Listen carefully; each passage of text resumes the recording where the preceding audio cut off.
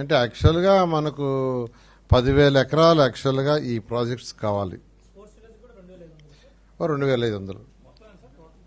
అదే 10,000 ఎకరాలంటే మనకు మనకు మిగిలేది 25% అది చేయటానికి.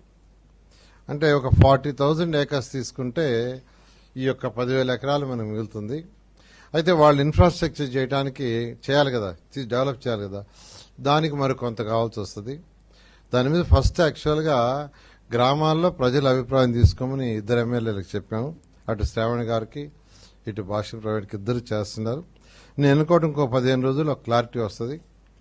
దాని మీద వీలైనంత వరకు ల్యాండ్ పుల్లింగ్లో తీసుకోవాలని, లేదు కాదు అంటే ల్యాండ్ అక్విజిషన్. ల్యాండ్ అక్విజిషన్ అయితే వెరీ సింపుల్, 10,000 ఎకరాలు చేస్తే సరిపోద్ది. 10,000 ఎకరాలు తీసుకుంటే డైరెక్ట్గా దాన్ని వాడేస్తాం, అసలు ఇబ్బంది ఉండదు. ల్యాండ్ అక్విజిషన్ అయితే దానివల్ల రైతులు నష్టపోతారు.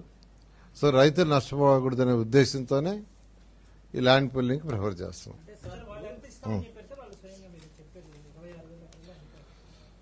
భాష్యం ప్రవీణ్ గారు ఏదైతే డిస్కస్ చేశారో ఆయన విలేజ్లో 24,000 ఎకరాలు యాక్చువల్గా ఆల్మోస్ట్ ఇవ్వటానికి గ్రామ కమిటీలు వాళ్ళు యాక్సెప్ట్ చేశారు. శ్రావణ్ గారు కూడా 3 గ్రామాలు యాక్చువల్గా చేశారు. ఆ 3 గ్రామాలు కూడా యాక్సెప్ట్ చేశారు.